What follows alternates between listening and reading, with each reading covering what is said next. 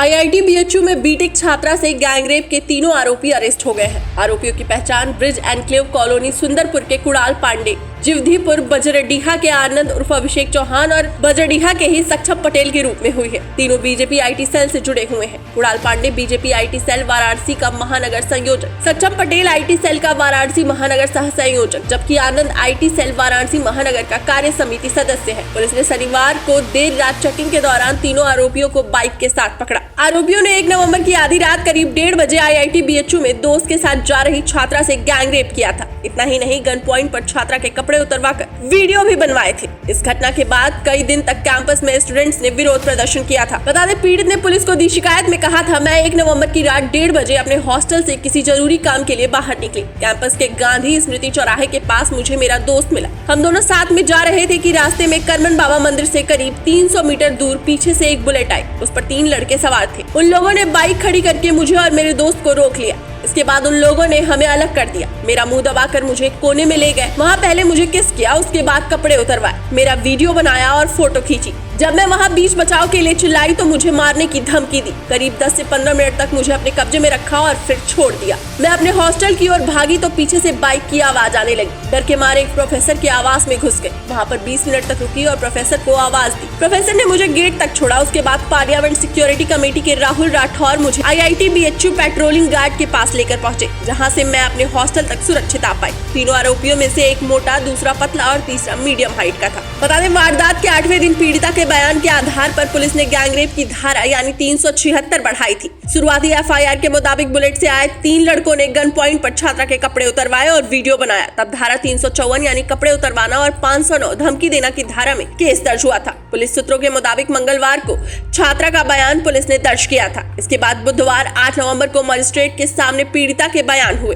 तब केस में गैंगरेप की धारा जोड़ी गई। वारदात के बाद 2 नवंबर की सुबह छात्रा ने लंका थाने में शिकायती आवेदन किया था। जैसे ही छात्रों को घटना के बारे में पता चला, करीब 2500 छात्रों ने राजपूताना हॉस्टल के सामने प्रोटेस्ट किया। इसके बाद विरोध की हवा पूरे कैंपस में फैल गई थी। देखते ही देखते भारी संख्या में छात्र विरोध में शामिल हो गए थे। स्टूडेंट्स ने विरोध करते हुए पूरा कैंपस बंद करा दिया था। क्लास और लैब में रिसर्च का काम भी बंद कर दिया गया था। पूरे कैंपस में इंटरनेट सर्विस भी बंद कर दी गई थी। बता दें, 11 घंटे तक छात्रों का धरना चलता रहा। इसके बाद पुलिस और आईआईटी बीएचयू के डायरेक्टर ने छात्रों के साथ बैठक की थी। उन्हें भरोसा दिया था कि 7 दिन में सभी आरोपी सलाखों के पीछे होंगे। ऐसी सजा मिलेगी कि उनकी 7 पुश्तें याद रखेंगी। इसके बाद छात्रों ने प्रदर्शन खत्म किया। प्रशासन ने आईआईटी बीएचयू और बीएचयू के बाद दीवार बनाने का फैसला किया था। हालांकि बाद में दीवार बनाने के फैसले को वापस ले लिया गया था।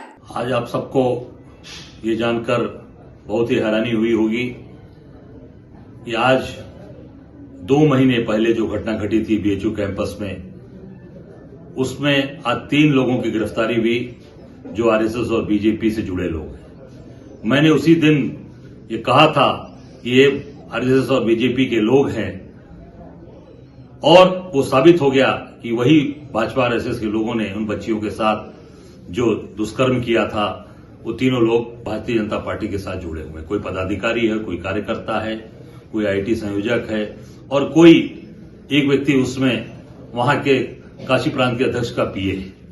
और पूरी तरीके से ये प्रधानमंत्री जी से भी मिल चुके हैं, मुख्यमंत्री से मिल चुके हैं और ये भाजपा के लोग जो लगातार इस तरह की घटनाओं में शामिल हैं, चाहे वो विधायक इनके हों, चाहे इनके सांसद हों, मंत्री हों, सब इस तरह की घटनाओं में लिप्त हैं। और पूरी तरीके से मैं यही कहना चाहूंगा कि ये भारतीय जनता पार्टी के लोग इन चीजों को बढ़ावा दे रहे हैं। बेटी बचाओ और बेटी पढ़ाओ केवल एक नारा है।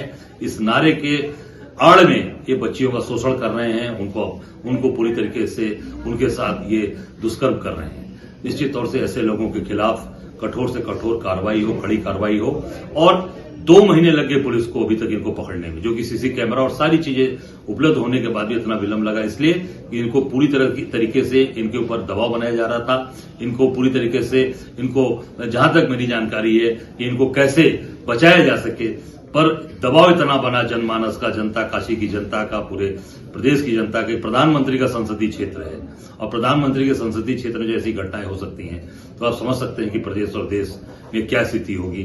निश्चित तौर से मैं यही सरकार से मांग करूंगा, ऐसे लोगों पर तत्काल कार्रवाई हो और कठोर से कठोर दंड इनको दिया जाए और इसको फास्ट ट्रैक कोर्ट में चलाकर जल्द से जल्द इन्हें सजा दी जाए। इस पूरे मामले में प्रधानमंत्री ऑफिस यानी पीएमओ ने पुलिस कमिश्नर मूथा अशोक जैन से रिपोर्ट मांगी थी, जबकि पुलिस कमिश्नर ने एसएचओ लंका अश्विनी पांडे को लाइन अटैच कर दिया था। सीएम योगी ने भी कमिश्नर कौशल राज शर्मा और पुलिस कमिश्नर से फोन पर बात की थी। उन्हें आईआईटी प्रशासन के साथ बात कर छात्र छात्राओं के लिए कड़ी सुरक्षा की व्यवस्था करने को कहा था। नेक्स्ट रिपोर्ट, अटल टीवी।